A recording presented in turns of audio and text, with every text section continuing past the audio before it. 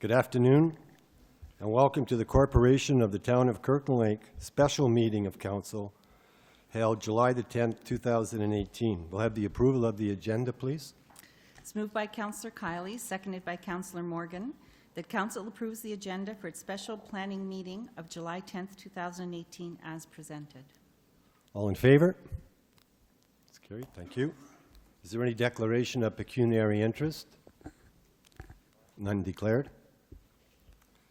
Okay, item 3, petitions and delegations. Ashley, you're going to speak on behalf of this zoning application.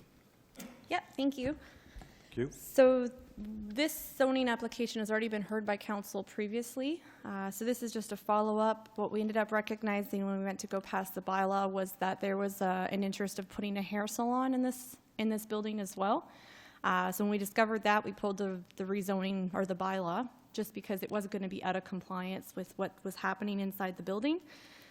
So at this point, all we're doing is we're hosting another public meeting just to recognize that hair salon as an additional use. So it's going into what was previously a office space. So parking requirements the same for office space or personal services. So there was no concern there. So yeah, it's basically just a public meeting to see whether or not there was any concerns with that hair salon going in comparison to the uses that were there before. The only other thing that I did want to mention, because it did come up at the last public meeting, was the parking lot itself. There was a request for the parking lot not to be installed within 2 years. I think that's that's a long time from a zoning perspective to allow someone to be out of compliance. So what I did recommend in the file memo to council was that that be reduced to August 1st, 2019. So it gives them 1 year, essentially 2 summers, to be able to complete that work. So this is a public meeting, so once council's done, we can entertain questions that we may have from the public. Any questions from council? Other than these are good things to be looking at now, Ashley. It's nice to see, even though it means more work for you and your staff, unfortunately, it's nice to see our locations, our buildings in town looking to do more business. Especially at the old TPR. It wasn't that many years ago. There wasn't anything going on in there, and it was empty. Now we have a business that. With businesses within, so it's almost like a little mini mall. So I just wanted to thank you and your staff for all the hard work that you've done, and it's nice to see that we're also that our policies and our guides are fluid, that when you have to make changes, we're able to do so. So I want to thank you for that. And is there any comments from the public? Please come forward and state your name and address, please.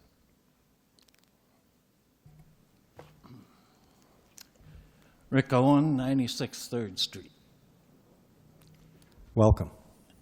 Well, I welcome development, and it is, like the mayor said, good to see things going on in that business. I do have some real concerns about the way this business is being done. It's more like it's easier to ask for forgiveness than to ask for permission in the first place. And I've seen this happen for a number of years in Kirkland Lake, where the people go ahead, do what they want, and then come and get permission, when in fact it should be council that's dictating what the neighborhoods are going to be.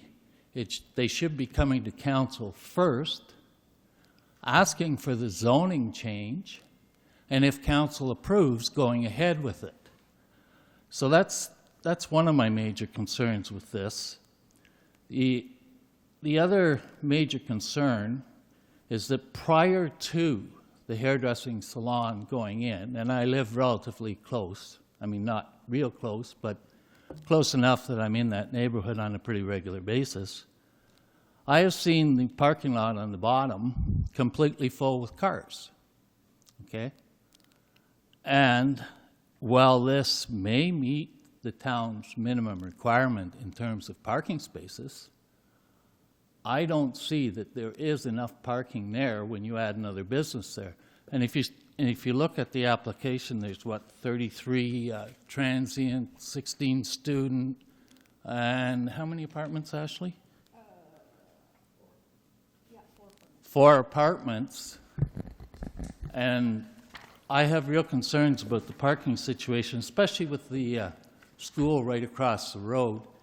And I think the town would be, council would be well advised to, if they're going to approve this, approve it conditional on additional parking being provided, because if that building was filled to a maximum, 33 construction or transient labor jobs, that could be 33 cars right there. Now you got a hairdresser, you got the apartments, and you got the restaurant. So those are my concerns. Well, thank you for your concerns. Is there any comment from council? I was just going to ask Ashley maybe to, my understanding is that it is conditional on building, what, an extra 25 spots, is it? Yeah, I believe that there's 21 or 20, so existing provided, there's 20 currently on the bottom. Right. So they're going to have to create 25 at the top. So there's 25 new parking spaces being added. Yeah, that's on the top, but on the bottom, I've seen the bottom parking lot filled during daytime hours without the addition of the new business that's located there now. And so I have real concerns. The 33 transients and the apartments, I assume, would park down there.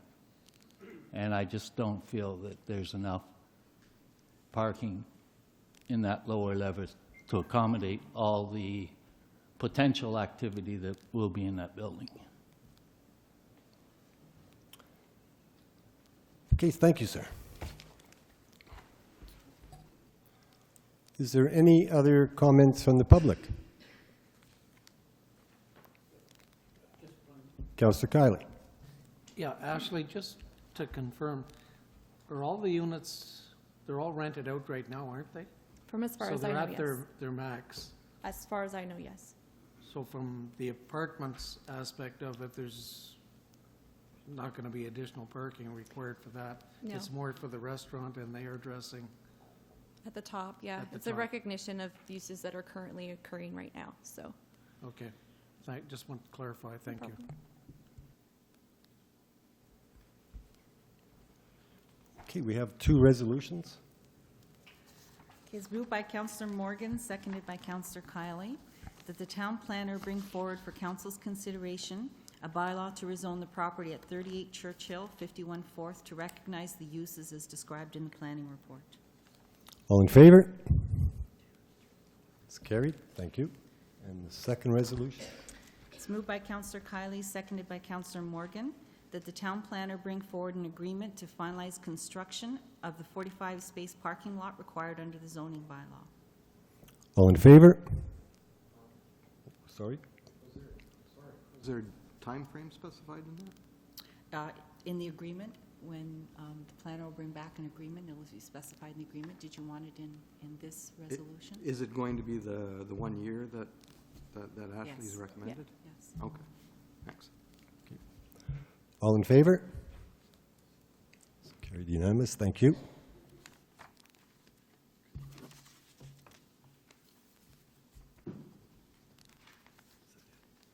Just the adjournment.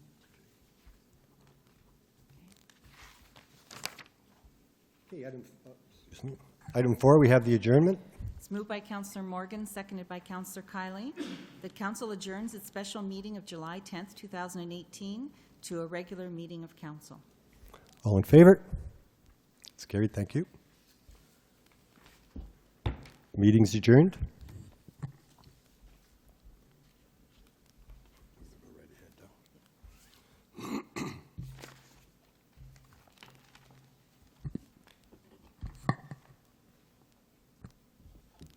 So once again, good afternoon, and welcome to the Corporation of the Town of Kirkland Lake Meeting of Council, held July the 10th, 2018. We'll start our meeting, please, with a moment of silence.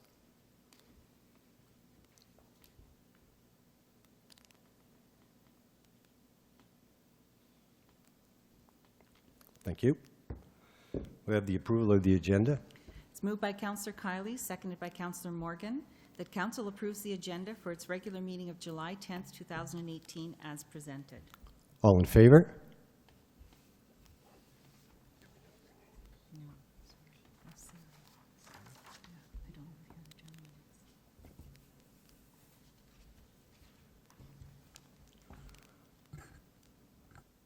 Okay, item 4 is under petition, oh, I'm sorry, item 3, is there any declaration of pecuniary interest?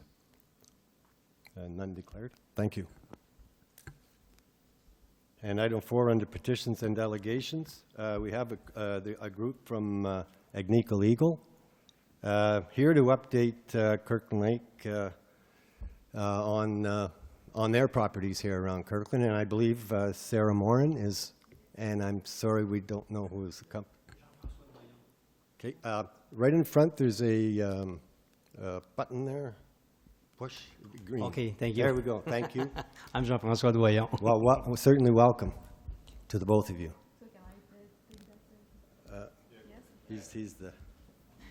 He's the expert, don't I? I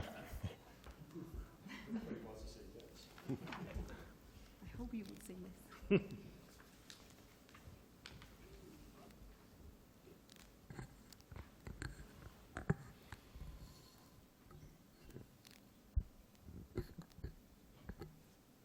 Okay, good evening, and thanks for welcoming us and to give us this opportunity to give an update on the Kirkland Lake property. So my name is Jean-François Doyon. I'm a corporate director for community relation and indigenous relation for Agnico Eagle, and I'm with Sarah Morin, who's a senior environmental coordinator and in charge of the permitting and other monitoring work in the Kirkland Lake property. Again, welcome. Thank you. So this is about maybe 10-15 minute presentation, not more than that. Okay. Is everyone hearing me well? Can you hear the gentleman in back? That's great. Thank you. And we can see on the side. Okay, so since we're the new owner of those property, we will start by giving you an overview of who we are, and then we will briefly talk about the acquisition of the property that we did at the end of the winter, and then we'll provide the project update, and we'll show you the upcoming plan that we have with respect to those property. Great. So Agnico Eagle is a gold mining company. We are international now. We started in Ontario in cobalt in the mid-50s, only in the silver mine, and then we went into the gold mining, and since the early 90s, we are only in the gold mining business.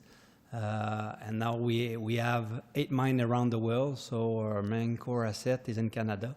We have 3 operating mines in Abitibi, and a 4th one that we're own 50% with Yamana Gold, called the Big Canadian Malartic Mine, in addition to the La Ronde, Lapa, and Goldex mine. And we also have a big mine in Nunavut called the Meadowbank, but we're also building 2 other new mines in Nunavut called Amaruk and Meliadine.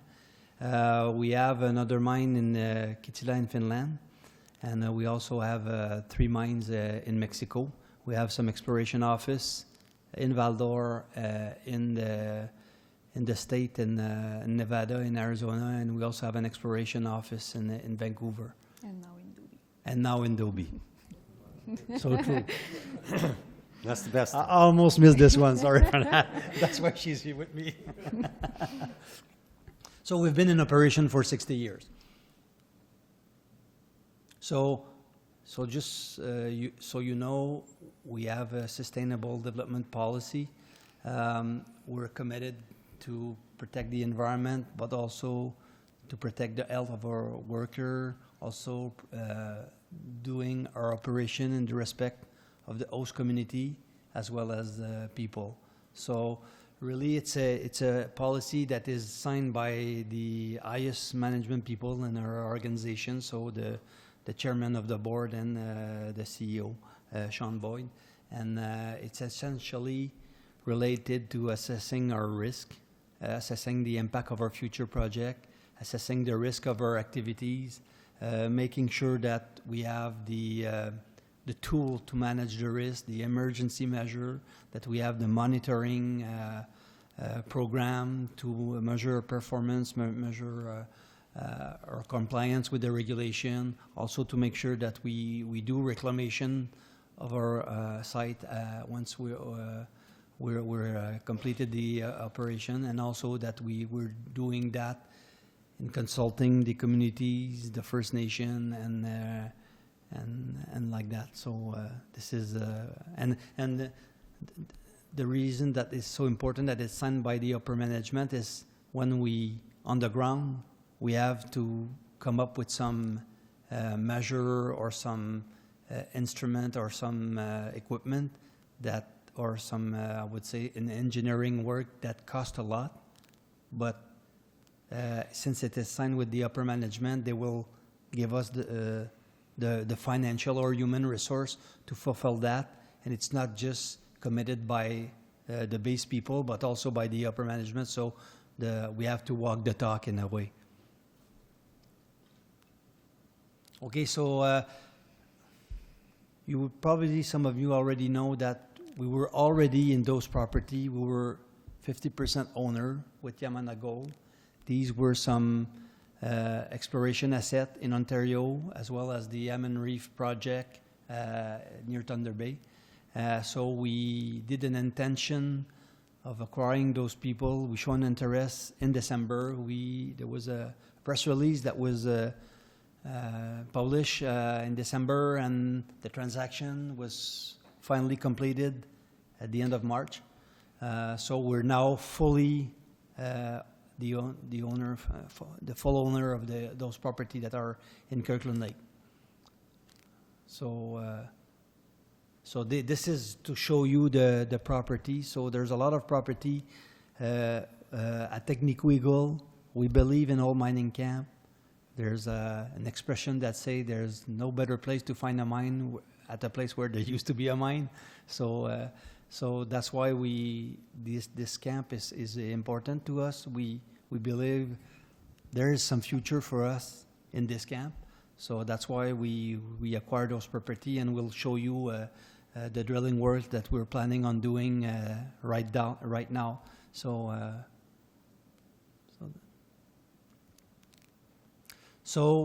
we have some drilling going on, and if some of you have very, very detailed question, I'm not the right guy, and so Sarah is not also. We usually have Ray, our senior geologist, that is with us, but he could not be there tonight. But we have, I think we have enough information. We'll go quickly, but we're doing a lot of drilling in the area this summer and in the fall. We really want to confirm the mineral potential, and also bring back this project to an advanced exploration stage, which was like previously, I think was in 2011 and 12. So we have some drilling going on the Upper Beaver, in the Upper Canada, and some other property around the Escurgram, the Deloy, and the Monroe, as you can see there on that map. So more specific map for the Upper Beaver area. So if you know the area, it's north of the Ava Lake and the York Lake. So mainly it's where we had the previous activity for where Queenston had activities in 2011. So it's the same area. And with the other drilling, like Jean-François just mentioned, in Upper Canada area, Monroe, and a couple of drilling in Deloy. Okay, so we were doing those activity according to the existing permit and plan that we already have with the MNDM, and the drilling that is going in Upper Beaver and Upper Canada, which is the biggest part of the drilling. It's already on our private lands because it's patented claim, and surface and mining rights are owned by Agnico Eagle, and we will have a maximum of 5 drill going on, a maximum of 3 in Upper Beaver. And the contract has just been awarded in the past week, so it's Forage Assini from Temiskaming First Nation.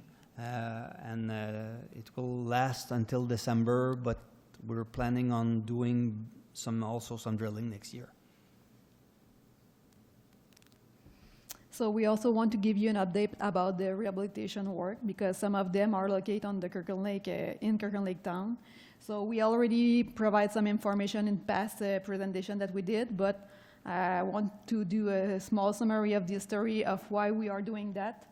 So Sylvanite mine was in production between 1928 and 1961. And at this time, there was no really closure plan regulation. So the only information we got from that historic mining is the old drawing. So we are working with those information. So in 2013, when it was Osisko, the MNDM did an inspection on site and asked Osisko to did some evaluation of the mine hazard that are located on the Sylvanite property. So what they started then, and after Kenneth and Malartic continued to do some investigation and rehabilitation, so we just want to let you know that Agnico Eagle will continue to do those rehabilitation investigation work. So mainly what have been requested to us by the MNDM is to perform a geotechnical investigation. There's some stope underground, so we want to make sure that the rock is stable at those locations. So we have to do some drilling, some investigation to confirm that. So we already did a lot of investigation. They also request us to replace all the cap over the shaft and the raise to make sure that they are as per code of today. So we already did most of them, only remain one that we want to do this summer. And there was also some foundation of old mill that was remain in the town, so we removed them also. So what's next? Like I mentioned, we will change another cap this summer. Other than that, having a new company, so we will take the time to explain that all the feature that we have to rehabilitate and confirm what will be the rehabilitation plan for the next year. So we will have a look to that with the new owner. There are still 3 stopes that are considered not long-term stable. So it's 100 years. So we will have to develop a strategy to rehabilitate them as well. So just to give you an overview of the location where we work in the past year since 2014. So we have changed cap in different area. I will just show you. So we changed the shaft 4 cap. We changed the shaft 2 cap in this area. Sorry, don't see it.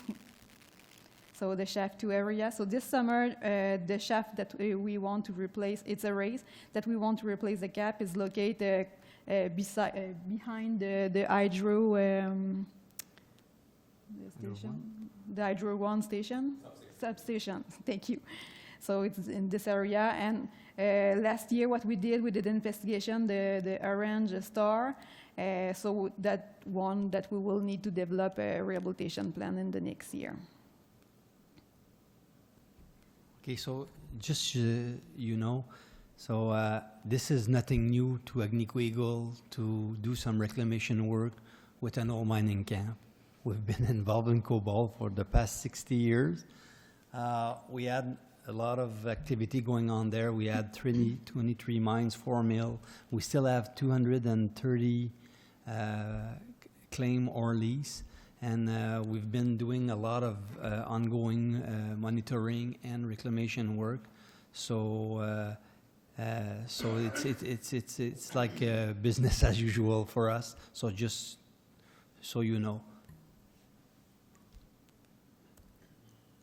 So maybe what the more interesting portion of the presentation is the upcoming plan. So since now we were doing only exploration activities like drilling, but now we are planning to restart the advanced exploration at the Upper Beaver Zone. So that's what we are working actually on. So why we want to restart the advanced explorations, it's mainly to confirm if we can have a mine there. So we want to take some bulk sampling to confirm the metallurgy of the rock and confirm if there is a mineral value at that project, validated some mining parameters, do also underground drilling to confirm the model and the ore body, and also confirm what would be the extract method of that project. So all that to confirm if the project would be economic.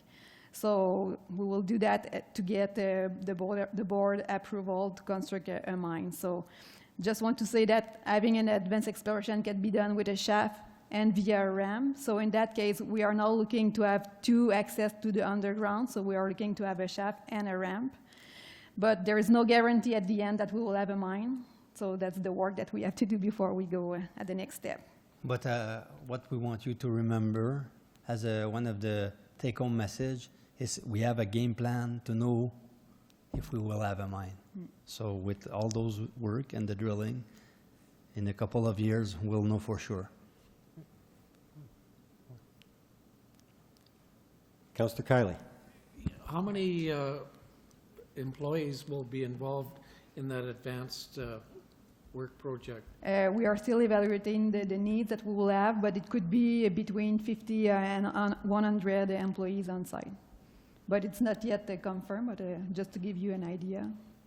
But at the moment, we have close to 10% involved. We have the geology that is here for sure, but like Sarah is in the technical service, we also have the engineering department that is looking at it.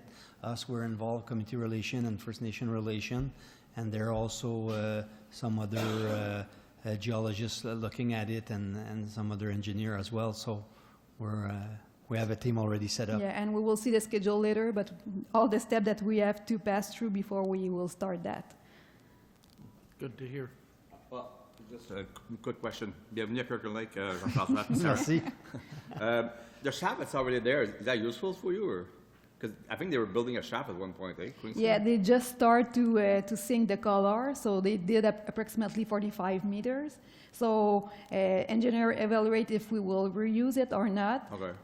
From now, we still think that it's the best location, so we Okay. will restart from there, but mainly Yeah, you don't know yet. only a couple of meters. There's a study that is ongoing to really complete this assessment. Okay. So the project location, for those who don't know where is Upper Beaver Zone, so it's very close to Dobie, Township of Gautier, so approximately 6 kilometers northeast of Dobie. So, and also to mention that Upper Beaver have a long historic mining activities there. So since 1912, there was mining in that area. So the project is located on brownfield site. So this is a view of the color. So what is the highlight of that project? So we would like to restart the advanced exploration in 2020. Likely we will use the same shaft location that was used in 2012. We are looking to also have an access by a ramp. We will use existing road, maybe have to upgrade some of them, but it will be the same access road. The bulk sampling tonnage is under review, but we think we will do a bigger, because the previous project was a smaller bulk sampling, so we are thinking to have a more big bulk sampling for that project. And no ore processing will be on site. It's only advanced exploration, so no tailing, generating, so it will be probably sent to another site of ANICO to confirm the milling. So when we will be done with the engineering details, so the permitting will be requested accordingly to those factors. So just to give you an idea of what is an advanced exploration, so mainly it's not in projection, but you still need a lot of features and building to be able to do advanced exploration. So we will see on site office trailer, a shaft, waste rock pile, pump house, water treatment plant, because we will dewater the historic Upper Beaver mine to get dry the mine. So some service trailer, fuel tanks, ditches, explosive storage area. So there will be a couple of features for the advanced exploration phase. So when we will have completed the design of the project, we will have to get all our permits. So we need a closure plan from the MNDM to do the exploration, the advanced exploration. Just to let you know that we already have a closure plan that was filled by Queenston Mining. So we will update and amend that closure plan with the new the new detail of our project. But we will also need some permit with the Ministry of Environment for any discharge that we want to do, air, water, and for also to take the water to dewatering the mine. So we are planning to do some consultation for the project again, just to explain the detail of each permit we will need to get. So like we are doing now, a first project update as we do tonight. We did also to other town around the project. We sent letter to a surface owner around the project. And we are planning to have other public consultation to give more detail about the project. And we are hoping to do those consultations this fall. And to give you an idea, this is the tentative schedule of the project. So this summer we are working to confirm what is the project design, complete some field studies. We already have some mini baseline that have been done in the past in 2011, but we want to update some information, so we will do that this summer. The technical group will complete the review of the engineering information. Then we will be able to draft the permit. And then we will consult people to see if there are some concerns that we need to address, if there is some mitigation measure that we could add in our project. And then we are planning to submit our permit application at the end of the year or early next year. So we don't know exactly what is the timeline to get all those permits. Normally it's approximately 1 year, but could be a bit more depending if they have a lot of questions or requests. So, and hopefully we will be able to start the advanced exploration in 2020. But for sure next year and this summer, there's some drilling from the surface as well. But the advanced exploration program will not be able to take place before 2020 because of all those steps that has to be done before.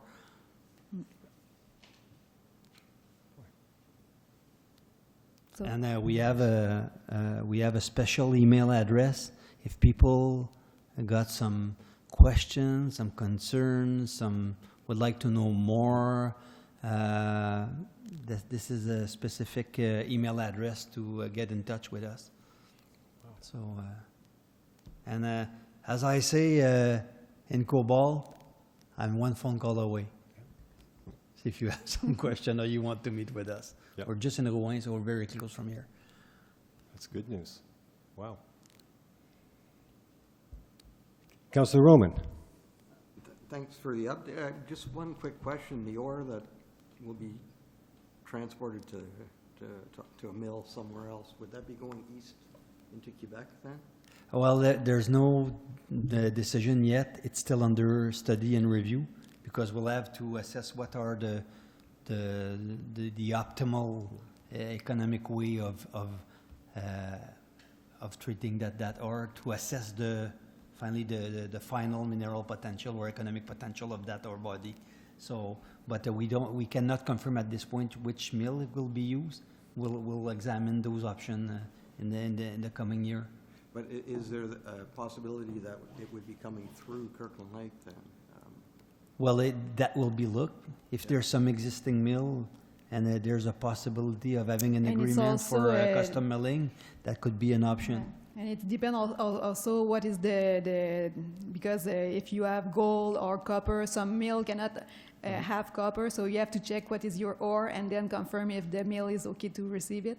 And depending of what you want to check, maybe some mill cannot be used for that. I'm thinking more along the lines though of the trucks themselves and how much material would you be transporting? We don't have the answer yet. For the test milling, I don't have any answer yet. Okay, thanks. But it's just like it really will be a bulk sample to assess or to complete the economic assessments of the body. It will not be a production asset. Even though those infrastructure look similar to a mine, it will not be a mine. So you're not talking truck after truckload coming through? No, but we'll be able at that point when we'll know what quantity of tonnage that we need to complete this assessment, we'll have a better idea of the number of trucks that might be for a couple of months. or a couple of weeks, I don't know, depending where we're milling and what will be the transport rule and all that. And this is a very relevant and legitimate question, and we will get back to you as soon as we know more.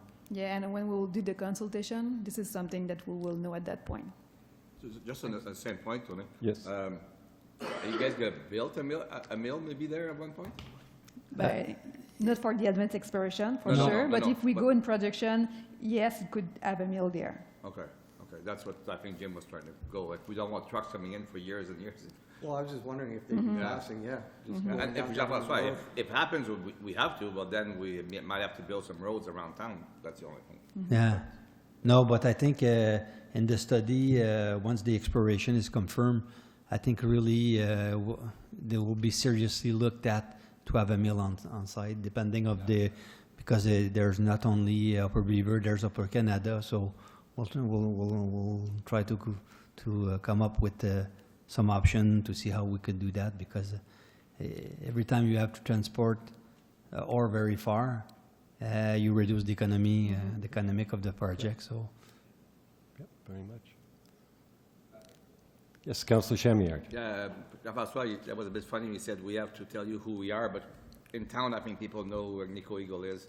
It's a big company, and actually, you guys have been involved in the community already quite a bit with, you sponsor quite a few things around town, and it's nice to see like you guys at Kale Goal and Alamos have been involved in the town and sponsoring stuff, and I think that's important, and I think that's more your job, seeing your community relation. So congratulations, and thank you very much for your help for different projects. It's a pleasure, and we'll be back every time you want us to be back. Yeah, and thanks for the update, and certainly it's exciting to see that you're excited about exploration in the community, and as Councillor Chamiard said, you had presence here before, but to have Nico Eagle here as a one company, as you are today here, it's truly exciting. And I look back at the councils over the last 10 years. We've been building a community. We've been putting up structure just for what's happening today. As you come in from the south and you're traveling east on 66, you see what Kirk and Gold is doing before you enter the town.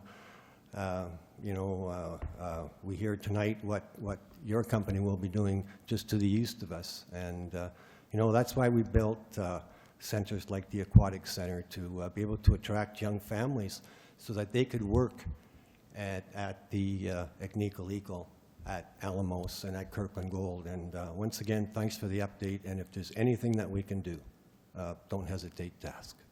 Yeah, we were in town, I think in April for a job fair, and a lot of people show up at our booth.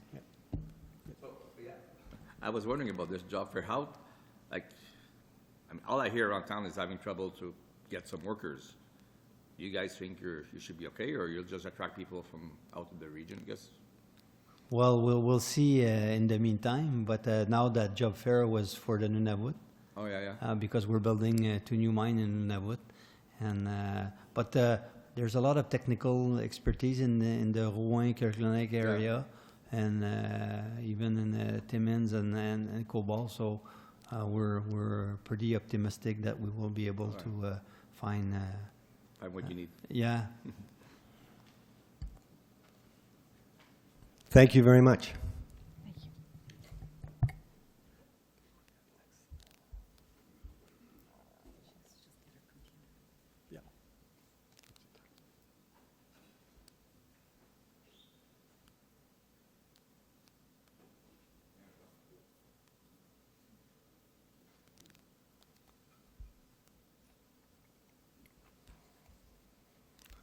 Okay, our next item on the agenda is under petitions and delegations is Albert Bro, and Albert's here to loading zone on Market Street. So Albert, please.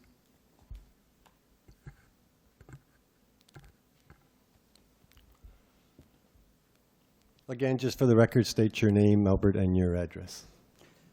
I'm Albert Bro. And your address, please. 44 Bernhardt. Thank you, and welcome back. Thank you. Okay, I've been applying for, to having a loading zone at 48 Government Road at the rear of the building and on the side of the building on Market Street. And I see there's a lot of paperwork there. I don't know if you went through it. There's a lot of opposition, and there's also a lot of good things about it. I don't know if what question you want from me, but we've done some picture with Ashley was over and whatnot, and to be able to operate, we have to have a loading zone or some kind of parking at the rear of the building to access the basement, and it seems to be a problem to get that access. In my view, and as per description there, we follow all the regulations, and I'm just wondering why it's not going through. We've been working on that for, what, 6 months or so? And time is an essence. As I said the last time, that I did get approved for a furniture store. But since this was not approved, I had to release my negotiation with the Leons, and Timmins do want one, and but I can't operate without having access to my building. To me, I don't know if Ashley has any new news. We went to site. I don't know if any of the councillors went to site to know exactly what it's all about. It's all up to code as far as I know. Why it's not approved, I don't know. They look at it as being an obstruction. But if they were to tell me, okay, we cannot have it or whatever, there's different options that you can have. If they feel that it's dangerous to be parked at the rear, the other resolution would be to reverse the traffic. Have the traffic go from Water Lane to Government Road. If the big issue is because a transport is parked at the back, again, we have, everything would be to code. And for an example, in a report here, they said that the transport would be obstructing the driveway. Well, Grants has the same problem when they deliver. They were blocking the sidewalk. So basically what they have to do is unhook and remove the vehicle. And we would have to do the same thing. In other words, if there's any problem obstructing the driveway, you remove the and you go park somewhere else. So basically, if you work together, anything is possible. But I'm just wondering why, if you were to tell me, well, we can't have it because of this, then we can work around it. But nobody has come to me and says, well, you can't have it because of the obstruction of the driveway. It's in the papers here that it's a problem, but is it why you're going to refuse it? If you can't load and unload into a building, well, you can't have a business neither. Like I said earlier, if the big issue is the view of turning around from Government Road to the back lane, then reverse the traffic, because the blocking the view and all that is existing now, entering into Government Road. So that would erase anybody saying that you can't park there because of the view, or that it's dangerous or whatever.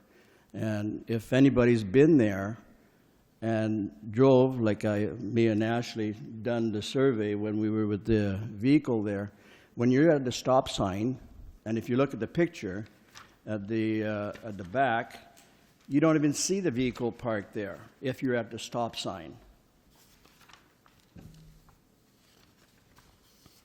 That would be Schedule C.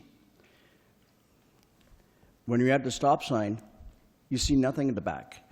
The only way you see a vehicle is if you continue and you're entering into the lane, sure, you'll see the vehicle, which is normal. So I'm just wondering if you have any questions that I can answer, and why is it not approved? Why is it taking so long? Okay, thank you, Albert. The only thing I could say is Ashley is going to, this is on the agenda for tonight on item 6.3. So Ashley will be presenting to council her findings, and we'll listen to her. But we appreciate you coming. And I don't know if council has questions. Please ask Mr. Bro. I just want to confirm, Albert, that you're not fussy about which direction Market Street goes. No, it was just a suggestion because I figured there was less traffic coming from Nipissing Lane, not Nipissing Lane, but the water lane, than Government Road. So the traffic, I thought, was easier on water lane. It would be entering Government Road. But the traffic can flow either way. And the reason for the one-way is the fact that you have a loading zone there, it automatically becomes a one-way. And when we do park there legally, people have to wait because it becomes a one-way. Because when you have two cars parked, two parking on both sides, it becomes a hazard. And not a hazard, but people didn't like the fact that we were parked there and having to wait and whatnot. So that's when I came out with a one-way decision. But the traffic can flow either way. It doesn't matter. So if you feel that it's a bad thing to enter Nipissing Lane because there's parking at the back, well, it would never affect anything flowing the other way because Government Road is an existing system right now, has been. And the thing is that when Kresge's was there was parking back there. You have to get into the basement. You can't operate without being able to park there. And why it was taken off, I don't know. Yeah, we'll talk more about this when Ashley does her report, but if you recall last time, my concern was the traffic flow. I didn't like what was proposed last time, so I think if you've got some flexibility, I think maybe I have some flexibility. So we'll see what Ashley comes up with, and we'll talk about it later. Councillor Chamillard. Yeah, Tony. Hello, Albert. I don't know who I talked to. Talk to you guys. I don't know if we can, I would not change it if we don't have a store. If a store coming, can we approve it with conditions saying when the business goes there, then we'll change the traffic flow?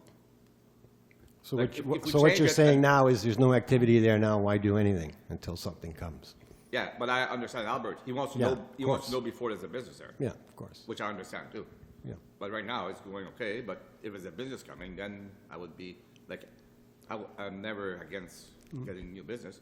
And the same thing, I know Rick said, well, things happen sometime the other way, but sometimes it has to happen the other way because why change something 10 years before it actually happens, or 3 years, or 2 years? We don't know. We don't know what's going to happen. Albert had a chance to do something, but now I think it's too late the way he's talking. So maybe in 2 years from now, you might have another chance. I don't know. Okay, to answer that is that, no, it's not too late. I never said it was too late. Oh, okay. All I said is that the franchise is still open. Okay, good.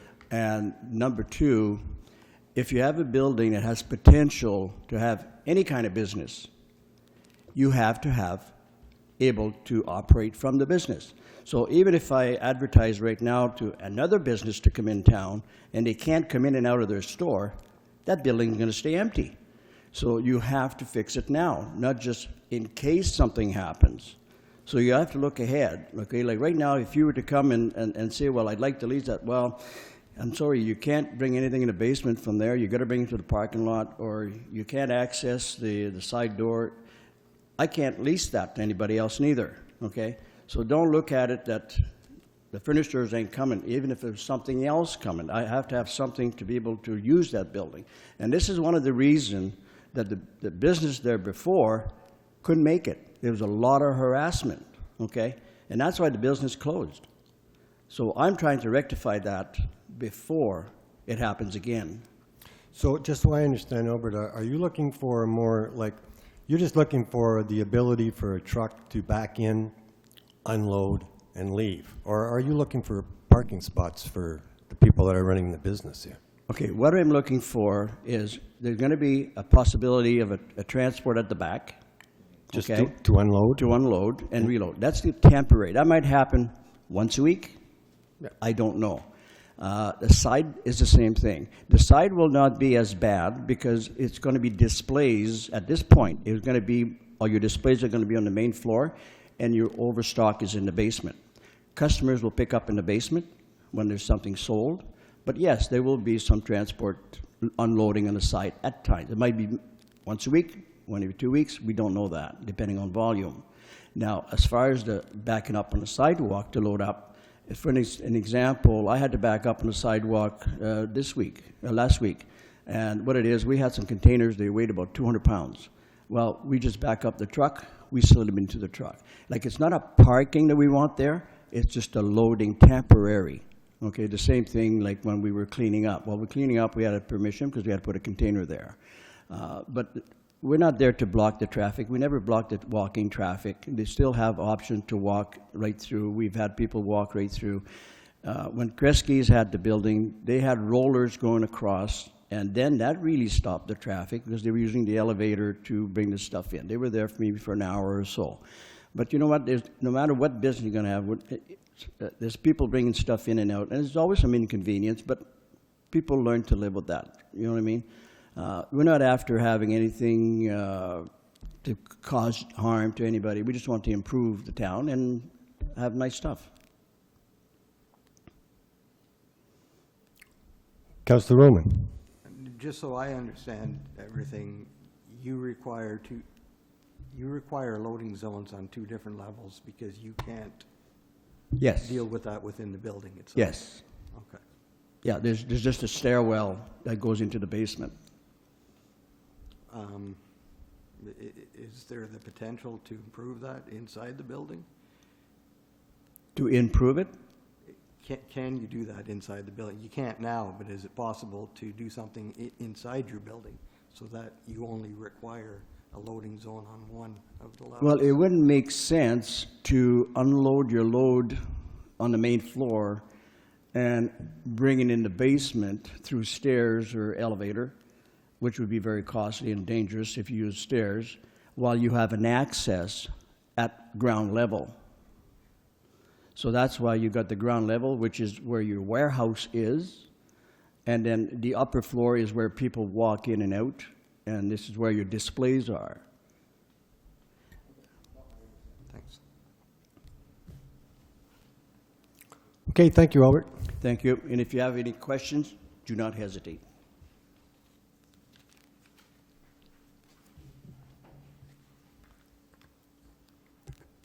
Okay, the next item on the agenda is acceptance of minutes and recommendations, item 5. It's moved by Councillor Morgan, seconded by Councillor Kiley. The council accepts the minutes of the following meetings. The Planning Advisory Committee held January 25th and March 15th, 2018. The Committee of Adjustment held April 10th and May 8th, 2018. The regular meeting of council held June 26, 2018. The meeting to open sealed proposals for supply and installation of airport runway lights held June 28, 2018. And the meeting to open sealed proposals for the aquatic pool financing held July 6, 2018. All in favor? Thank you.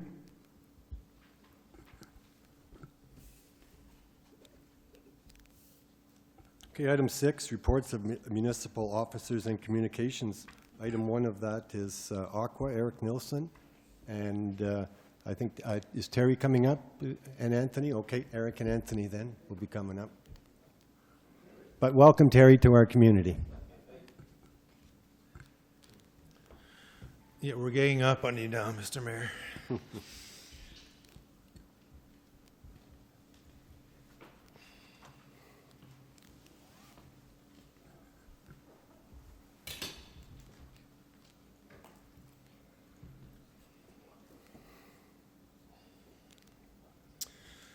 Okay, so as promised, first, Mr. Mayor and Council, thank you for having us. As promised, we said we'd come with a report in July. Since our trial for the manganese and iron removal was completed at the end of June, and so we've come with a final report. I'm pleased to say that we've had some good results. We had absolutely good results, and we know, I think we went down from 168 calls in 2017, and I think the last time I spoke with Don, we had 6 calls for 2018, so that was, we consider that a pretty successful winter. A little bit of background, if we remember that we experienced high number of discolored water complaints from residents during the winter months. The reason it was winter months is because the levels of manganese and iron in the raw water tended to climb to higher levels during the winter months. Our plant was not capable of removing the manganese with the conventional filtration plant. Anthony did some initial work and he was able to get the iron out, but we couldn't tackle that manganese, so we knew something else had to be done. The graphs just illustrate the elevated levels of iron and manganese during winter months. And we see that as soon as the ice came on, up went the levels. As soon as the ice went off, down went the levels. So we knew that we can get by the summer and not have any dirty water calls, but when the winter came, it was certainly a different story. Again, a little bit of background. Iron concentration in the raw water was sometimes 0.35, and as mentioned, right, the aesthetic objective is 0.3. So we were above the aesthetic objective right in the raw water. Manganese we were getting up sometimes, winter seasons of 0.14. We saw during the test sometimes even a bit higher, with the aesthetic objective of 0.05. So this is why, remember at the tail end of the plant, when we threw in our chlorine, it would oxidize the manganese, and by the time it started to get through the pipes and whatnot, then it was dropping out. And then people, in some cases, would experience it at their houses. Prior to the trial, so we see, it's a little difficult to see, but again, it's just illustrating what the raw and treated iron levels. So the iron of raw and treated, we see that Anthony was able to pull all the iron out previously, regardless of whether or not it was winter or summer, but you see that we struggled with the manganese. Very, very small differences in manganese compared to the raw and the treated water. So we couldn't get it out. We knew something had to be done. We also knew that in the distribution system, there are certain sections where we're certainly making our way through town and getting a lot of the sections of town rehabilitated. But there are some zones that are still in need, and unfortunately, the way we were operating winter after winter after winter, we were exacerbating this problem.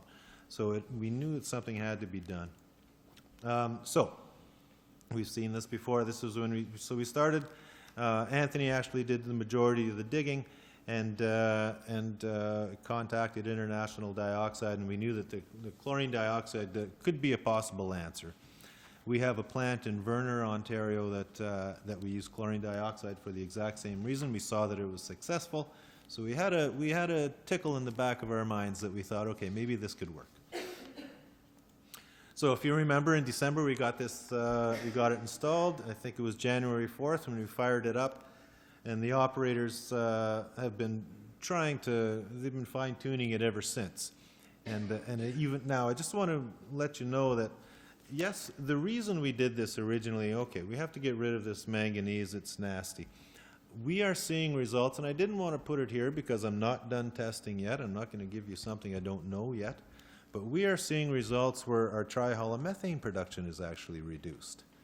So now we've not only solved the one problem, but we think we see a further improvement in our water quality. So we're going to continue to run it all summer, of course at very, very reduced levels, but we want to see what happens with our trihalomethane production during summer months. And I'd like to come back in October maybe with some better news, right? And we will also find, and this is from the people that installed it, they said that Originally, this chlorine dioxide has been used for taste and odor control. This is where it came from. They found out, oh, it actually removes manganese as well. But it was used for taste and odor control. Not all parts of town, but some parts of town, sometimes in August, we can get a little bit fishy. So we're hoping that this is going to eliminate that as well. So we will see. We will see. Again, a bunch of dots on a screen. But the good news is the top is where our manganese is in the raw water. The bottom is when we're finished. So we dropped it out. We got rid of it. We got rid of it before the filter, so we're not putting a lot of work on our filter. We're dropping it out right in the clarifiers. So the plant's happy. It doesn't care. It's not put in under any undue strain. We don't have to run the plant less efficiently to backwash our filters more often. The plant's happy to see it. Okay. So again, given the importance of removing this manganese, and well, I think what we'd like to do is push towards permanent installation. I think it's a wise move. We see it work now. We do have some tweaking to do where we had a couple of times where our chlorate production got a little bit high, just because we were still learning at that point. This was earlier in the trial.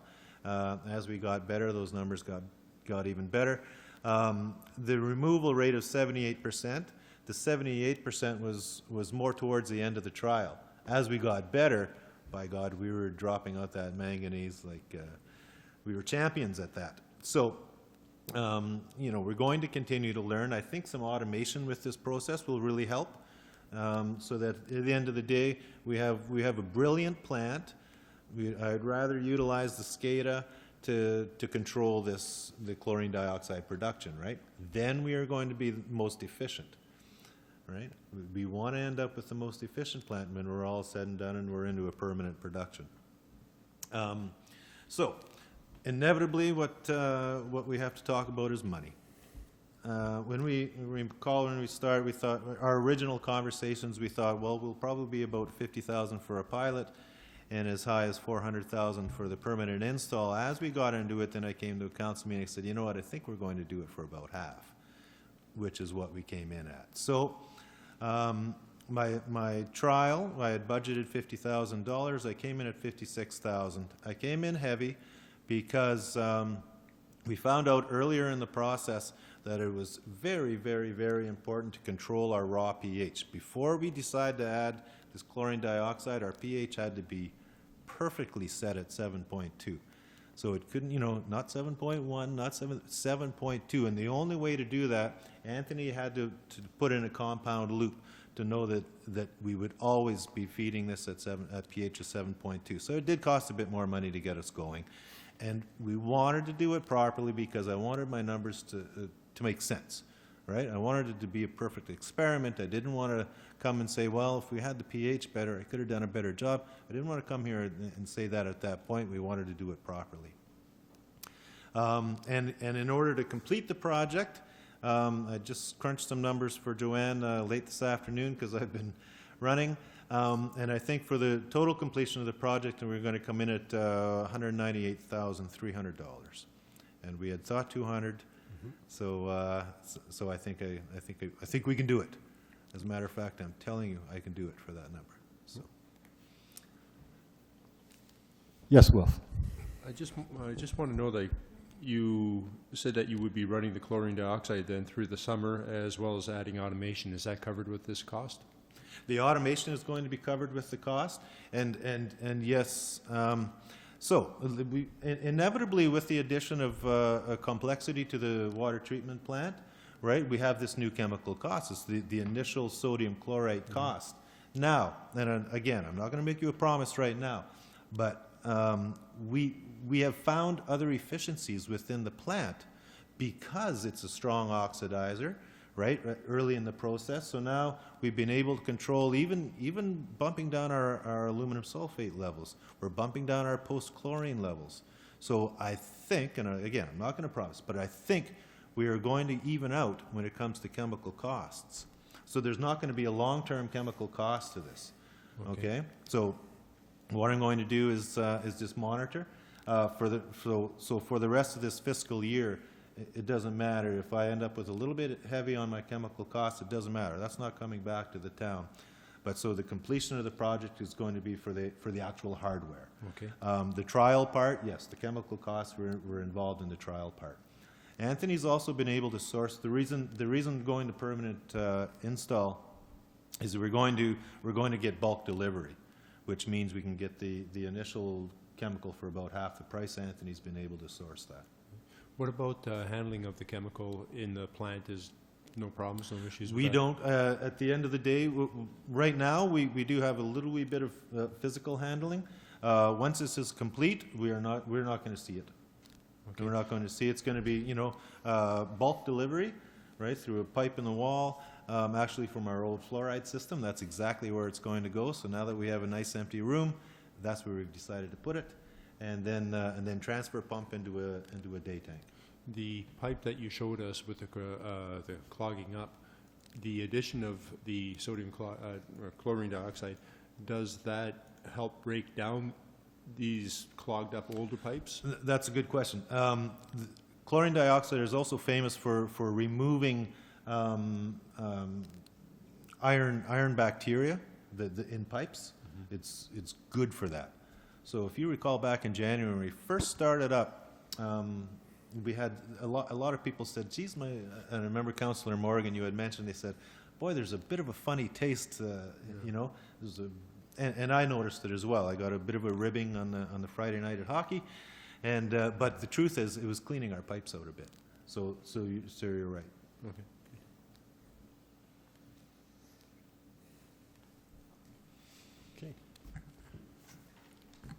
So Well, at the thank- end of, yeah. sorry, No, Mr. Mayor. please. So at the end of the day, I'm asking the mayor and council I think we should consider permanently installing this and Yeah. moving forward. So we will have a resolution, but just before, we just want to thank you.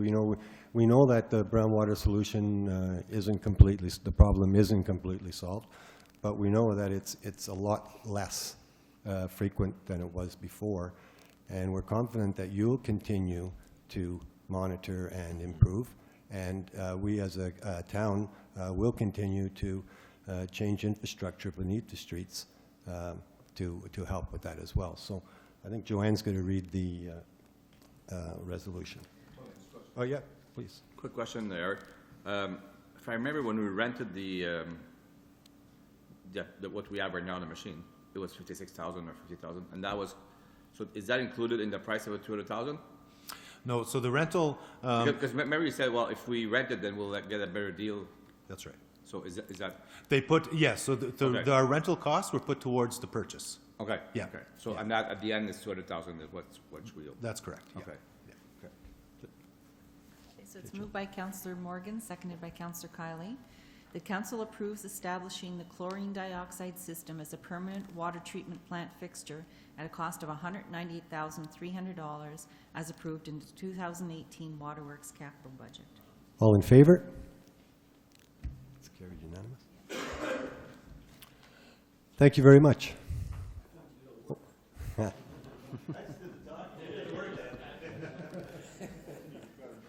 Yeah. Yeah, thank you.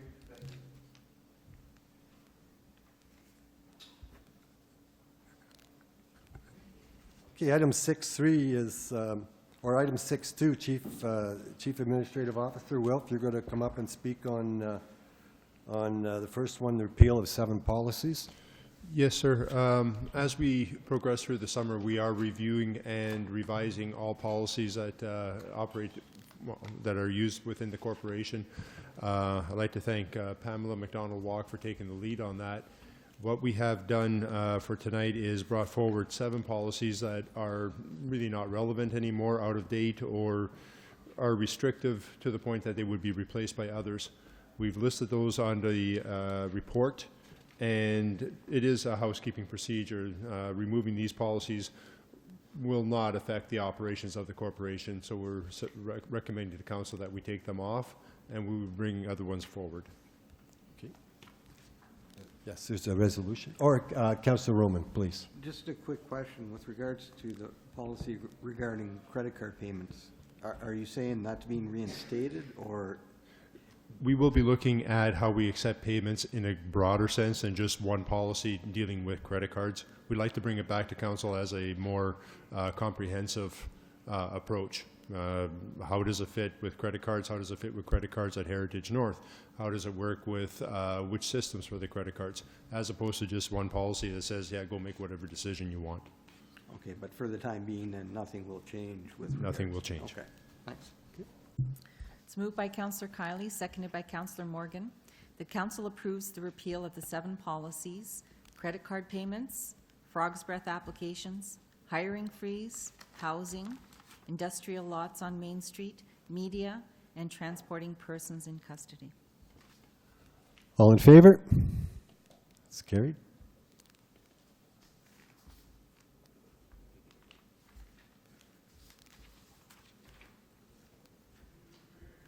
Okay, item B, Wilf. Okay. The second item is the building official's code of conduct. Building official itself is mandated by the province, and with the appointment of Vic Bershenko recently, we undertook a review of the policies relevant to that position. We don't see any real changes that have to be done. The policy is still relevant and current. It does not require amendment. However, we do want to have it listed within the policy booklet that it was reviewed in 2018, as opposed to having something sitting here that says only in 2005. Resolution? It's moved by Councillor Morgan, seconded by Councillor Kiley, that council has reviewed and approves the building officials' code of conduct as presented by the acting chief administrative officer. All in favor? It's carried. Thank you.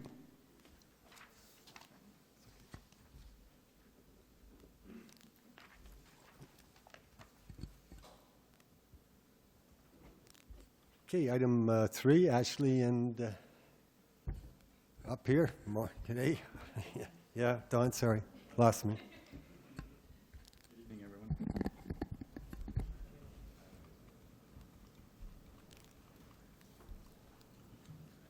Okay, so just to sort of recap and start from the beginning, based on what Mr. Bro had presented earlier, his intent was to repurpose the building located at 48 Government Road West to potentially service a furniture store. In order to do so, he insisted that certain modifications to Market Street and Water Lane needed to take place, and they're described in this image here. So the intent was to place 2 loading zones, one on Market Street, one on Water Lane, to accommodate the upper and lower stories, and to introduce a customer loading zone on the sidewalk, which is perpendicular to the sidewalk off of Market Street. So in order to accommodate these changes, we did look at the street, and we figured the best way to proceed was to make Market Street a one-way street. This would also assist in the vehicles accessing Government Road West. Right now, based on our conversations with certain members of the OPP, there's a little bit of a challenge in turning right on Government Road when you're at Market Street intersection on Government. You can't see the traffic coming down the road. So it would have resolved that issue, which is why we decided to go south instead of north. Did I do it right? Okay.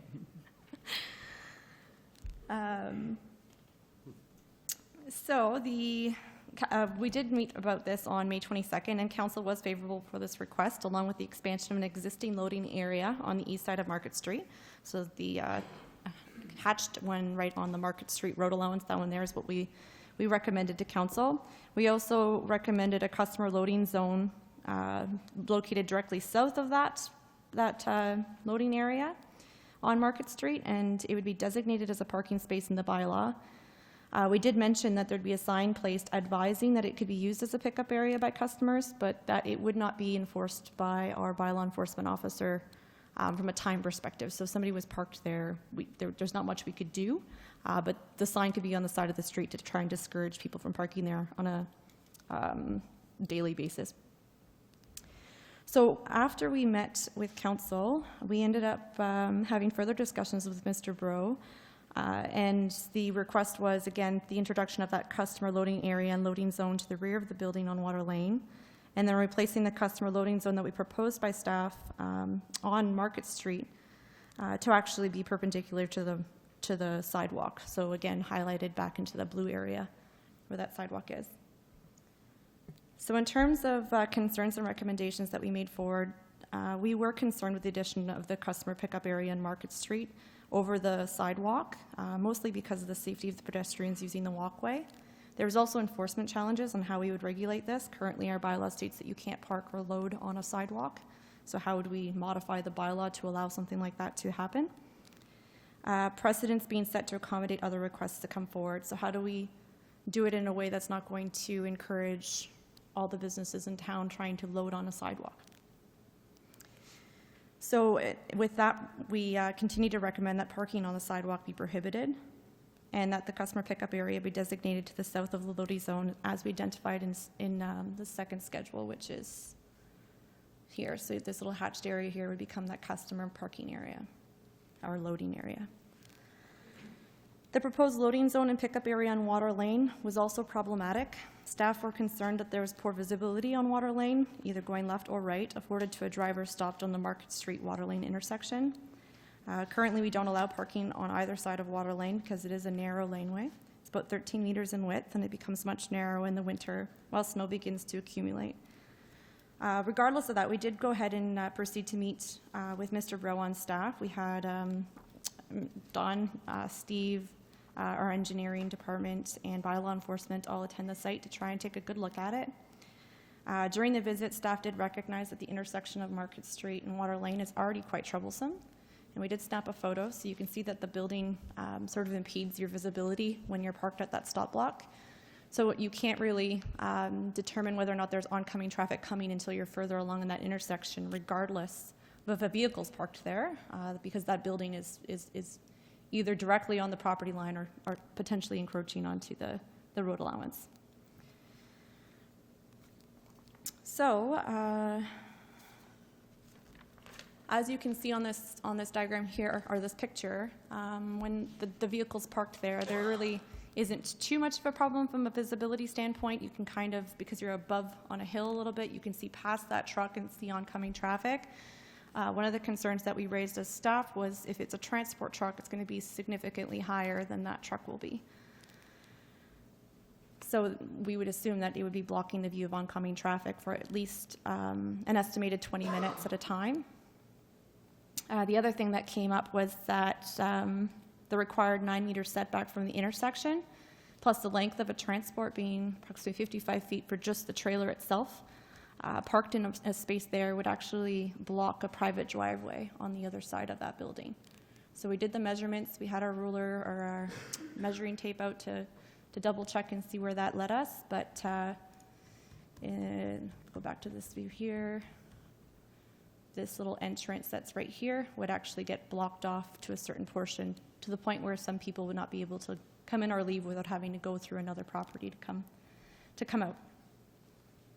So we had various departments provide their recommendations or their opinions on this. We're all under the agreement that, yeah, we could probably try to figure something out and make it work, although it just depends on how much liability the municipality wants to try and take on. The engineering department was concerned that we were not meeting Transport Canada and Ministry of Transportation guidelines by allowing that loading zone to take place. Bylaw enforcement was concerned about enforcing it and playing around with the regulations that are currently in place in different intersections. If we don't allow any parking within 9 meters of the radius of an intersection. If we do that, then we reduce it in order to make sure we're not encroaching into a private driveway. Are we doing this with other people that come forward as well? The OPP were concerned that this is already a troubled intersection and the loading zone would have reduced the visibility, as we'd mentioned before. Just to give council some options, we did look at alternatives and how we can accommodate this. So one of the recommendations, or one of the things that we'd put forward was instead of a loading zone in the back, so that rear portion right here, we would, instead of doing a loading zone, we'd designate 2 parking spaces. Commercial loading can still take place in designated parking spaces, and it could also accommodate pickup and drop-offs. So if we did just a loading zone, customers could not technically pick up and load there. They're for commercial vehicles only, whereas the 2 parking spaces would be able to accommodate both uses.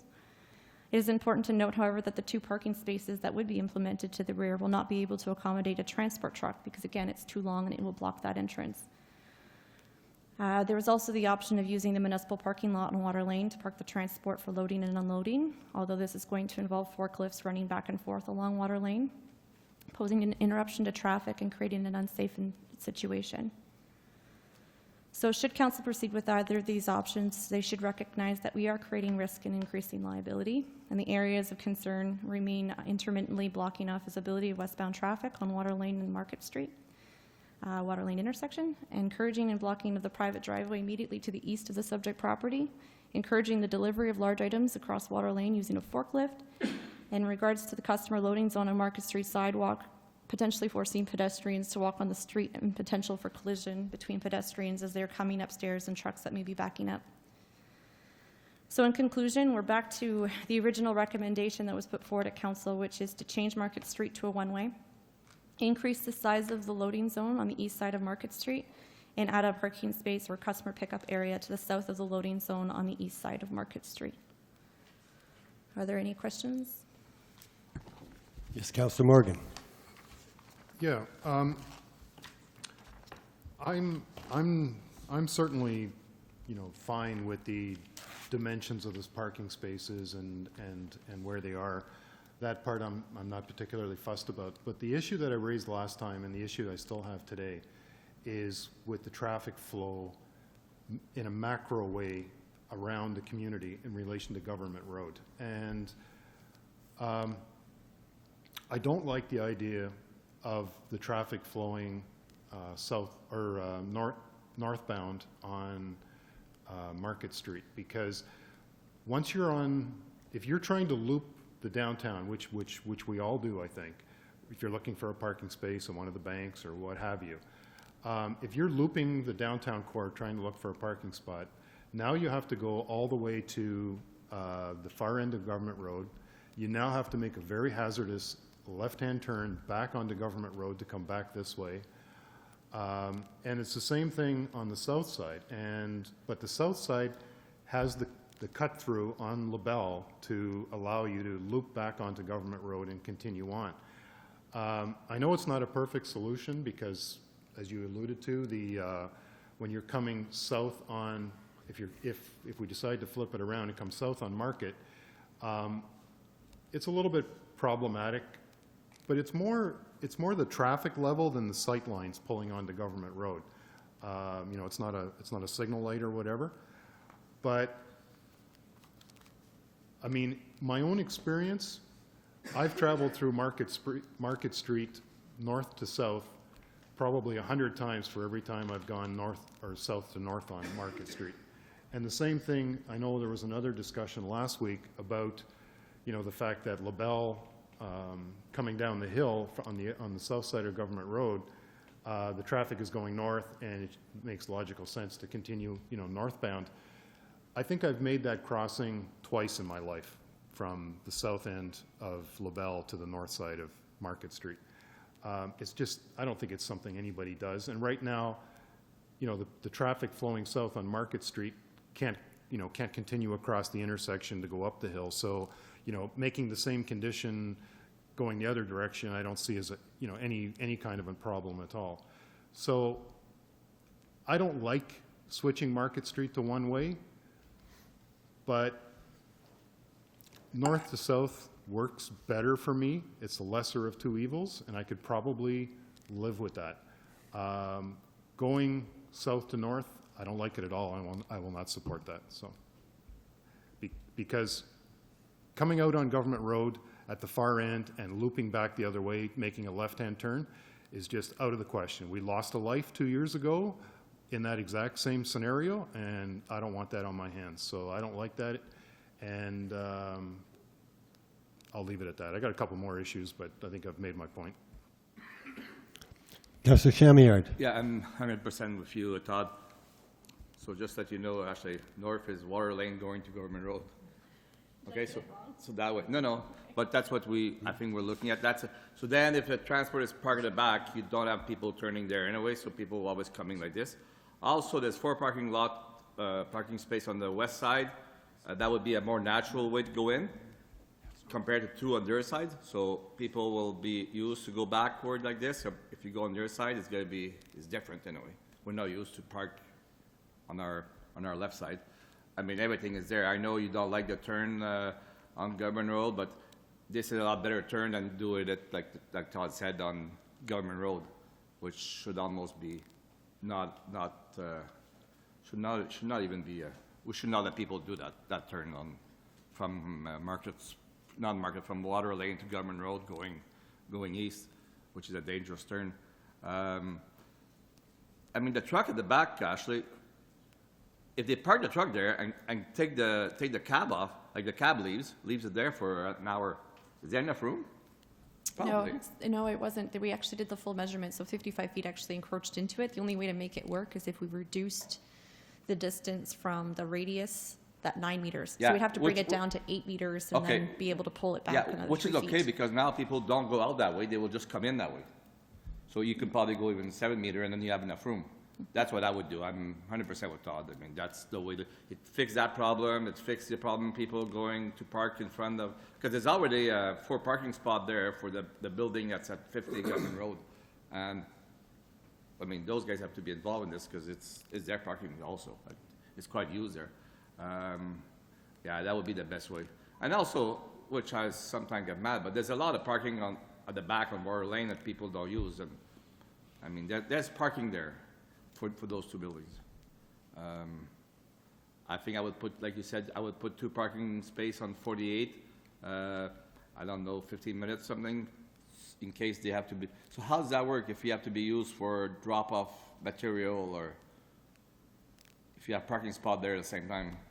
Yeah, that's the downfall. But so if we put a loading zone in the back, no one parks there, and it's Yeah. regulated that way.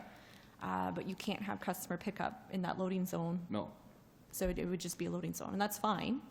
It was just to provide an alternative option. Since we already have the loading zone on Market Street, we have one in front of Northern Bargains, so we'll have that 3. Okay, so the loading zone on 48 will be, it's a loading zone, but also parking for people drop off and picking up stuff. In the back is what I was. No, in the front, in the side there. No, that one's just a loading zone. There'd be a customer loading zone to the south of that loading area. Oh, you have 2 then. So, yeah, there'd be Oh. one right behind. So if we change the direction of the one-way, whether or not that parking spot needs to move to the south, sorry, the north. I thought there was 4 on their side. Well, Go ahead, please. wouldn't that actually work better for Mr. Bro? Because then that loading zone, or whatever you call it, the customer loading zone would actually be closer to the doors and closer to the elevator doors if in fact he chooses to use that. Yeah. Yeah. right? But yeah, that's everything is better. Councillor Kiley. Ashley, when you were doing your due diligence on this, obviously you've done a lot of work. Was there anything in our records showing that we, council approved removal of those loading zones? It's- That one there, no, that one's still there. That loading zone is still there right now. It's just not big enough. So we never removed that loading zone. On Market Street, sorry? On Market Street, Yeah. yeah. That's a loading zone. Okay. Those 2, I don't know what you'd call them, boulevards or cement walls with, they're rather useless. How expensive would it be to remove those? We looked at that as an option, and it was proven to be very expensive, I think, in order to knock them out. And actually, I think there used to be angled parking in there. That's what I was told. But yeah, I can't, the cost at this time, I don't have, or we don't have that. We can get back to you on what the cost was. I believe Steve had looked into it. And then, yeah, this time we don't have that cost, but it was quite substantial. I know, because looking at what we did on O'Meara in front of the Bellevue, where there was a similar situation, wasn't a big wall, but it jutted out. We've taken that out, and it's made a huge difference there. And if a truck was parked there, with those walls down, it wouldn't be as dangerous trying to get around that corner. No. It might be cost prohibitive, I don't know, but I think it's something we should look at.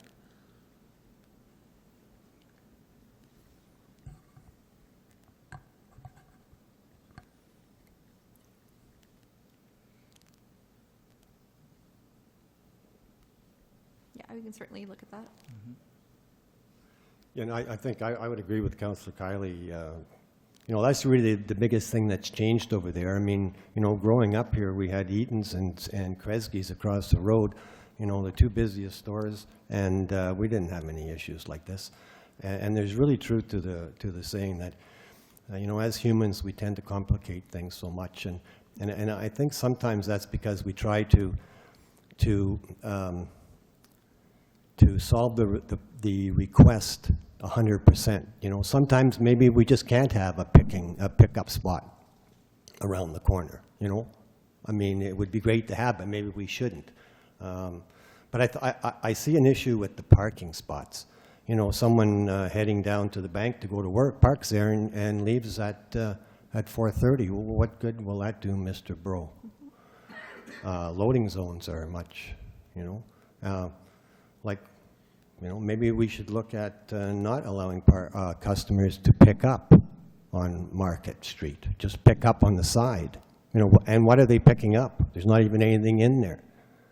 You know, are they picking up groceries? Are they picking up Chesterfield? Are they picking, we don't even know what they're going to be picking up, and yet we have a 50-foot trailer parked back there, you know?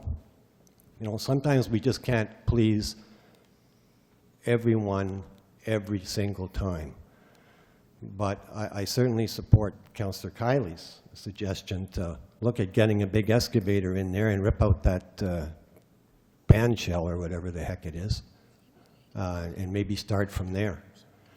But to me, parking a huge trailer or having customers pick up on Market Street makes, or not Market Street, it makes sense on Market Street, but it makes no sense to me to have a customer go pick up something on Water Lane, and I certainly wouldn't support that. You know, I'm hearing all different ideas we're coming up, so I'm thinking that, you know, that this bylaw should be deferred until we, I think until we all have a really good sense of understanding of what we're doing here and what we want to accomplish, you know. So I'm going to recommend, and I don't know if that's possible, that perhaps we defer bylaw 18086 to change the flow of traffic just for this meeting's decision, and maybe look at it after we've priced out Councillor Kiley's suggestion of maybe removing a huge chunk of blockage on the, I guess it would be the west side of the north side of Market Street. You might as well take both of them out then. Yeah. I mean, That's- you know, I mean, we, Side. yeah, I mean, we had Eden's and Kresge's, they went great. You know, we have nothing there and we can't solve the problem because we want to try to do too much, I think. So I'm going to, would I just ask for that? I'm just going to ask council if they would be willing to defer this until we get a better idea of what it would cost to move that, with your permission. Councillor Morgan, yes. I know exactly where you're coming from, Tony, but in fairness to Mr. Bro, I mean, he's made, you know, a few trips to council now. He's trying to get on with some, you know, establishing some kind of a business in this store. I personally feel an obligation to either fish or cut bait on this tonight, so. Yeah, certainly. Yeah, that's my perspective. Councillor Kiley. Yeah, I'm still okay in doing what we have suggested, but this could be done after the fact, removing those cement barriers, walls. So the decision tonight would just be on the traffic flow on Market Street? Is that, you know, does Mr. Bro want parking spaces that he has no control over to use as a loadout? I mean, you would have no control. He wanted 2 loading zones, so one in the back, one in the front. Certainly. You could just answer me yes or no. What I- I'm done hearing 100% what you guys are saying. If you want me to go ahead and go to the front, I will. Sure. I just have a couple of questions.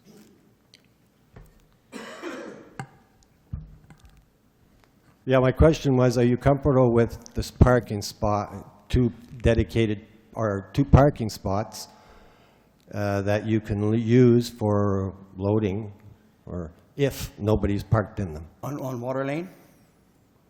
Are you talking Water Lane? On Water Lane. Yes, parking spot would be more feasible at this time from what the, if a customer needs to pick up, you can't pick up on a loading zone, you were saying? So. So you wouldn't be doing any unloading on Water Lane? It has to be.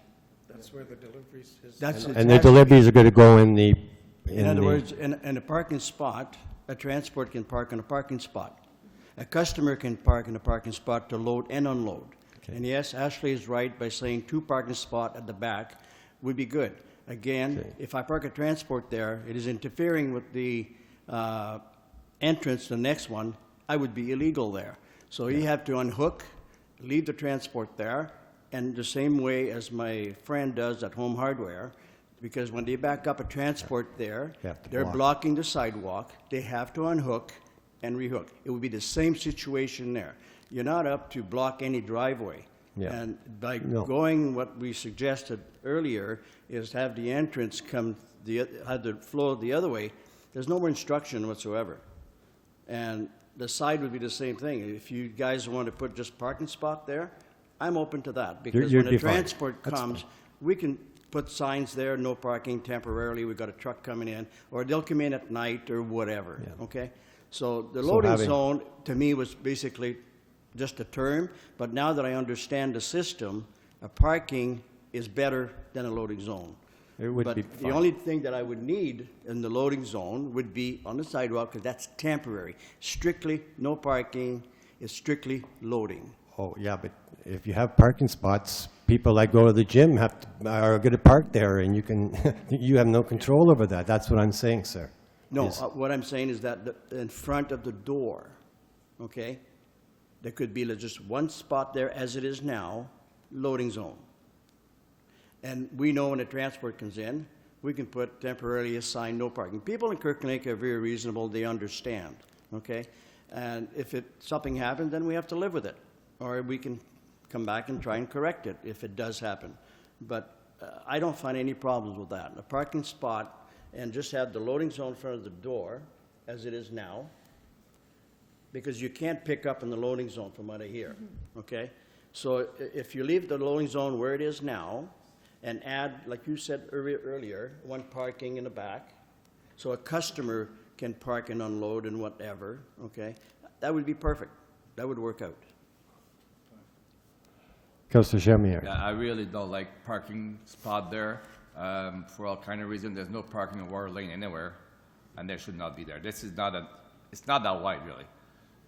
I agree with a loading zone. I don't know actually if you could do loading zone with, pick up 15 minutes or something. I don't know I see, I don't know if he's allowed to talk. What's his name? Is he allowed to talk or? Greg. Greg? Greg. Oh, you don't want to mix up in this? Greg, you want to come or? Like really, I don't want parking there. And I don't think Todd you want either. No. So like, I don't mind having a transport stop there because, I mean, we need transport. I don't mind people getting there, pick up something, 10 minutes, out it goes. It's just, the only issue is, sorry. The only issue with that is trying to find the language to make it accommodating, or to accommodate it in a bylaw in order to be enforced. Yeah. So it ends up becoming a free-for-all spot. I know. And So Albert, believe me, you don't want parking there. Because they'll park overnight and, you know, you might say, well, there's a sign there saying you're not allowed to park, but a sign is just a sign. I could put a sign in front of my door, but people can still park there. You know, there's no control over this. I can't enforce it. Yeah, no, Unless exactly. it's in the bylaw, I can't enforce it. Yeah. Unless the bylaw is changed, I can't, You're good. I'm good? Okay. Yeah, unless the bylaw is changed, I can't enforce just a sign. Yeah. It has to be in the bylaw to enforce it, so. So Greg, is there a thing you could put in saying, this is a loading zone, but also could be used for pickup 15 minutes? You would have to amend it to include a customer loading zone. So instead of a commercial loading zone, you'd go customer loading zone also, just another separate definition. Okay. So we'd have to amend our parking bylaw to put that in as customer loading zone, 15-minute time limit. Yeah, yeah. Customer loading only in that spot. That would be it. And that's better for you, Albert, trust me. You don't want people parking there. You want people go there, pick up whatever they bought and leave. But yeah, like Ashley had set it up, one parking okay, that a customer can go in the store and park and We're whatnot. just talking about and the then back now. The less, what, the other further down We're is just the talking about- loading zone. Talking about the back only, Oh, the back? yeah. Oh, you're in the back. That would be parking, yeah. No parking. Loading is what they're saying. You could go, park at transport and unload, or people could come in, park there for 10 minutes, pick up their stuff and leave. So you park in the municipal parking lot, you go inside, you buy something, okay, bring your truck around and I'll load it up. Yes, this is what it's designed for, yeah. Yeah. It's strictly picking up customer, because this is where the warehouse is. Yeah, that's all. In the basement. So it's to unload the transport, and customer come in, pick up, like you said, 5-10 minutes, they're out, because we're not gonna stay in the back loading forever. Yeah. So, yes. Like Tony, the point is that there should not be people parked there like forever. Like, they should be Yeah. moving. If a transport comes in on Friday afternoon, he comes in Friday afternoon, he parks for an hour, then he leaves. And that's how it should be. It should be, most of the time it should be empty. And the snow, well, that's Albert's problem. If he knows his transport coming, there's a lot of snow, he would have to clean it, and he's got a truck to do that, and he would clean it, and Okay, yeah, Joanne's just trying to adjust, understand, And what do you think, Greg, about this? Does that make digest. sense? So just customers loading on Water Lane or a truck loading also? Both of them. Both in the same spot is what he's trying to say, Okay. which is hard to regulate in a like, I'd have to look at the wording of a You'd have to bylaw look in at the order to wording, accommodate yeah. that. It makes it more challenging, that's all. Because if there's a customer there, it's, if they'd be unloading and unloading, but they would know if a truck was coming too, right? So, And they're only there for 10 minutes. If the truck Yeah. comes in, he's got to wait. The only downfall is if somebody down the street is using the loading zone, 'cause it's not Yeah. geared to just him, and then he's got a customer trying to pick up. Well, But that's again, like, It yeah. is what it is. It's a loading their- zone. Yeah. You know, that's life, right? It wasn't an easy situation to try. Councillor Morgan, no, I know, I think it's because we're trying to accommodate so much. Yeah.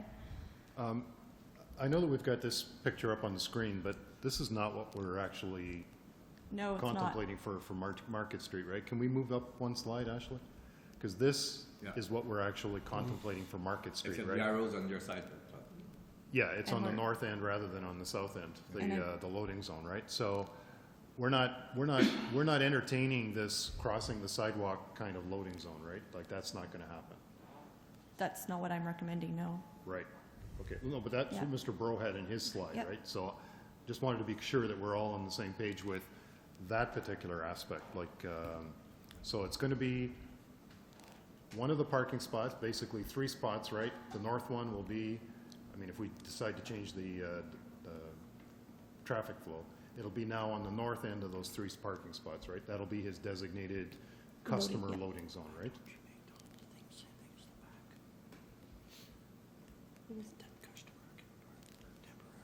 Yeah, so he's saying that, what if we did the same thing with this loading zone and made it a customer pickup zone with a loading area as well? So we just put both in, Okay, yeah. On the back end? and then you don't have to worry about an extra space for customer loading, you can create a parking space. Yeah. I like that. So the one with the slash of blue, that would be a parking spot, just like the other 3 on their side. And the proposed loading area would be just the same as the one at the back. So a truck could empty, or people could pick up stuff. So the only difference between this one, because if we flip the street going the other way, all of those parking lots are getting flipped as well. So you're not going to see the parking spaces on the west side of the street that close to Water Lane. They'll be closer to Government, Okay. because you're going to need to see that visibility, right? But- Turning onto that road. Well, actually, it could stay the way it is right now, no? No, Because I think it's 4 parking spots right now. no, Greg, it's is 3. there enough 4 there? It's 3. Well, it's pretty big.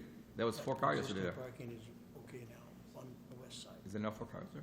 It could possibly stay the same as it is Yeah, now. it's not marked, but it's pretty long. it's longer than it was before. Yeah, oh yeah. Like when they did the new parking bylaw, they extended it a little bit. Okay, because yesterday I was there and I didn't park, or this morning is, because I didn't know if it went that far. Because it goes, It's as far as the sign. The sign is there. yeah, okay. Yeah, I could live with that. So we can flip it. Okay, I'm comfortable with that. I'll work on some wording for loading and customer loading versus commercial loading in the same loading zone. Yeah. Okay. So Tony, do we vote on this right now? I know Albert wants it, we're but, good. or should we come back in 2 weeks and approve it? Well, we'll be given, I think we'll be given direction to come back with what you just said. Yeah, I was a gonna say, bylaw let's that'll revise make the sense bylaw. to everyone, yeah. Okay. If that, yeah, just as long as it pleases everybody, you know? Because it just, so.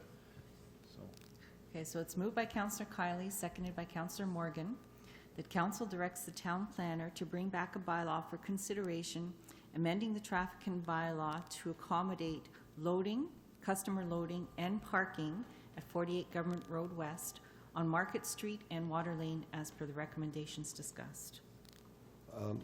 I don't know if we wanted parking on Water Lane. On Market Street and Water Lane, so it would be that on, it would be customer parking and loading. The discussion was. There's that no would happen parking on Water Lane, no on- parking. No, Okay. but as per the discussion. And what about flow of traffic? That is discussed in a bylaw that is coming back for your consideration. Did you want to do that first? No, it doesn't matter. So I'm pretty sure that bylaw also designate, or doesn't designate loading zones. It was a bylaw to take into account what my recommendation was for this entire, No, you're talking bylaw number 18086? yeah. Only has to do with the flow of traffic, I believe. It didn't have to deal with any of the Additional parking and the space. loading. Oh, Because okay. that's what we're bringing back next Okay. council. Okay. Yeah. Thanks, Reg. I'm right, yeah. All in favor of that?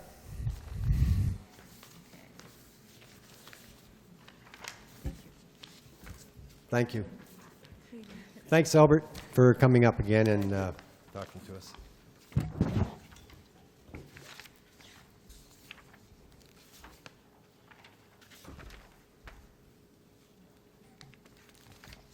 Okay.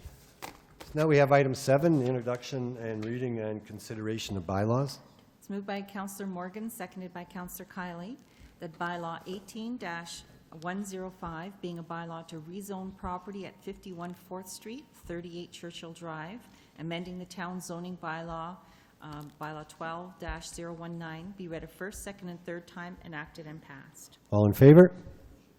It's carried. Thank you. It's moved by Councillor Kiley, seconded by Councillor Morgan, that bylaw 18-106, being a bylaw to authorize mayor and clerk to execute a site plan control agreement for 63 Churchill Drive, be read a first, second, and third time, enacted and passed. All in favor? It's carried. Thank you. It's moved by Councillor Morgan, seconded by Councillor Kiley, that bylaw 18-107, being a bylaw to authorize mayor and clerk to execute a funding agreement with FedNor for the hiring of a conference and special events intern, be read a first, second, and third time, enacted and passed. All in favor? It's carried. Thank you. It is moved by Councillor Kiley, seconded by Councillor Morgan, that bylaw 18-086, being a bylaw to amend the traffic and parking bylaw on Market Lane to change the flow of traffic from north to south, amending the traffic and parking bylaw 15-017, be read a first, second, and third time, enacted and passed. All in favor? That's carried. Thank you.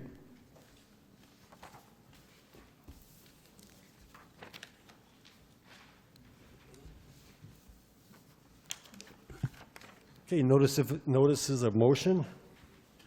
None. Confirmation bylaw? It's moved by Councillor Morgan, seconded by Councillor Kiley, that bylaw 18-108, being a bylaw to confirm the proceedings of council at its meeting held July 10th, 2018, be read a first, second, and third time, enacted and passed. All in favor? It's carried. Thank you.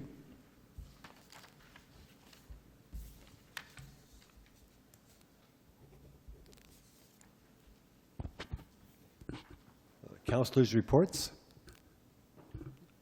Councillor Morgan? Yeah, I would just, I had the pleasure of being at the first swim at the complex, at the new aquatic center, and I would really encourage all of the councilors, if you haven't already been there, to go and check out the facility. It is amazing. It's probably the most incredible leisure, particularly the leisure aspect of it, facility east of the Rockies, because the company that did this for us, they're from BC, and there's very few facilities like this anywhere in eastern Canada, and it's I've got to take my hat off to Monteith. They've been an absolute pleasure to work with. They've been, as we all know, the cost of the pool was fixed, and they've been working hard to get all the little niggling things all straightened out, but all of that is on their dime, and just got to say hats off to them. They, as far as I'm concerned, I mean, maybe Bonnie can speak to it otherwise, but I'm very impressed with the quality of the people working on that site, and the facility is just second to none. I really encourage everybody to get out and have a look. Yeah, I would totally agree. And I want to thank you, Councillor Morgan, for taking time from your busy day to sit at the management or the meetings for the construction of the pool. And it was very, very helpful. And thanks for sharing that with us tonight. I, too, had the pleasure of going to watch my granddaughter swim with her school. I guess it was yesterday. And what I can tell you, if laughter and smiles were revenue, that pool would be paid for already today. The kids really, really enjoyed it, and you're right, it was certainly something we should be proud about. And just like we said to the representatives tonight from Agnico Legal, that's why we do things like that in our community. Firstly, it's for our children. Why should they have second class? But mostly, and as well, it's to attract young families to our community so that the mines, the Alamos, the Agnico Eagle, and the Kirkland Gold can attract employees to stay here. And that's just one small way, I think, that we've been doing it, and it's something that we should certainly all be very, very, very proud of. Councillor Kiley. I too attended the first night's opening with my wife. I must say, it is an impressive facility, and it's a showcase for the town. I'd also like to send compliments from council to the Works Department for the construction of Government Road and the O'Meara Boulevard corner. What a huge, huge difference it's made, and it went quite smooth considering all the concerns we had earlier in the year. So thanks to the town employees for the great job that they did in that part that they played. Thank you. It's moved by Councillor Kiley, seconded by Councillor Morgan. The council adjourns its regular meeting of July 10th, 2018. All in favor? That's carried. Thank you. Meeting adjourned.